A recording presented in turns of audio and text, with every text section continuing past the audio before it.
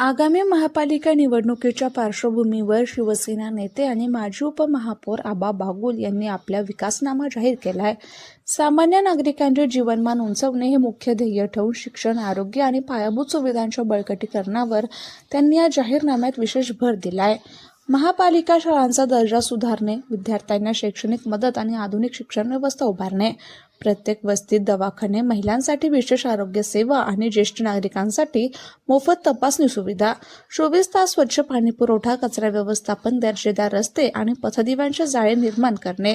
आपल्या प्रदीर्घ अनुभवाच्या जोरावर शहराचा चेहरामोहरा बदलण्याचा निर्धार बागुल यांनी व्यक्त केला असून त्यांच्या या विकासाभिमुख भूमिकेला नागरिकांकडून चांगला प्रतिसाद मिळतोय. पुण्यासाठी शाश्वत विकास आणि तो विकास असा की तळागाळापर्यंत वयोवृद्धांपर्यंत असा हा पंचवार्षिक आम्ही जाहीरनामा शिवसेना आणि प्रभाग क्रमांक 36 याचा आम्ही केलेला आहे.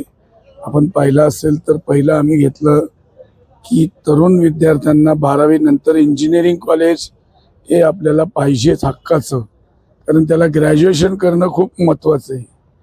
म्हणून इंजिनिअरिंग कॉलेज आम्ही बांधणार आहेत असं आमचं वरिष्ठांशी बोलणंही झालं आहे. त्याच्यानंतर आपण बघितलं असेल करोनामध्ये अतिशय बिकट अवस्था होती.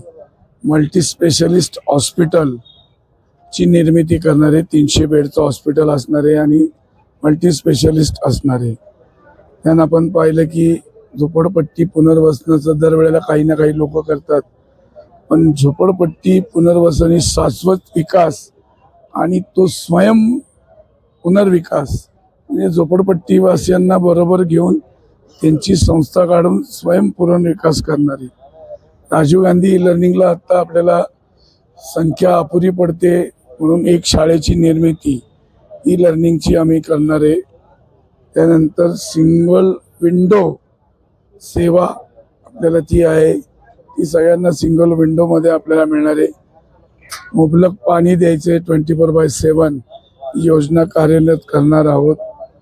गुन्हेगारी मुक्त स्मार्ट सुव्यवस्थापन हे आमचं एक ध्येय आहे की लोकांना भयापासून मुक्त करणं, त्यांना सुरक्षितता अर्पण करणं. हे पावसाच्या वेळेला आपण बघितलं गुडघ्याभर पाणी साचतं, त्या पाण्याचं नियोजन कोणीच करत नाही. आम्ही पावसाळी पाण्याचं नियोजन आणि ग्राउंड पातळीची लेवल वाढवणं याचं व्यवस्थापन करणार आहोत. महिलांना उद्योग नाही आहे, त्यांना बचत गट असं त्यांना मॉल बांधणार आहे आणि त्याच्यामध्ये महिला बचत गटासाठी उद्योग भवनाची निर्मिती आपली आहे. SCMTR गेल्या अनेक वर्षापासून हा ट्रॅफिकला सक्षम पूर्णपणे त्या ट्रॅफिकचं नियोजन करण्यासाठी एक रिंग रोड हा आवश्यक आहे, त्याशिवाय ट्रॅफिक कंट्रोल होणार नाही. तो रिंग रोड आम्ही करतोय. असे अनेक प्रकार आहेत. प्रदूषण मुक्त आहेत, रोजगार आहेत. आपण बघितलं असेल तर आम्ही इथं लोकांसाठी आम्ही भरपूर प्रकाराचे आम्ही उद्योग आणणार आहोत. आज तुम्ही बघितलं तर आपल्याकडं उद्योगच आपल्याला तारू शकतो, नोकऱ्या नाही आहेत.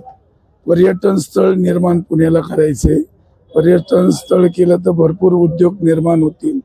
अशा वेगवेगळ्या योजना आमच्या आहेत आणि त्या आम्ही घेतलेल्या आहेत. या ठोस योजना आहेत. बाकी पाणी, ड्रेनेज, रस्ते, लाईट हे तर आम्ही देणारच आहोत. मतदार हे विकासाच्या पाठीशी आहे. आमचा मतदार हा स्वावलंबी आहे.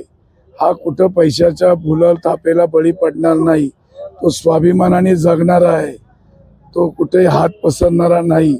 मला खात्री आहे मतदार कसल्या आमिषाला बळी न पडता निर्भयपणे धनुष्याला मतदान करणार आणि धनुष्याचे 4ही उमेदवार निवडून आणणार.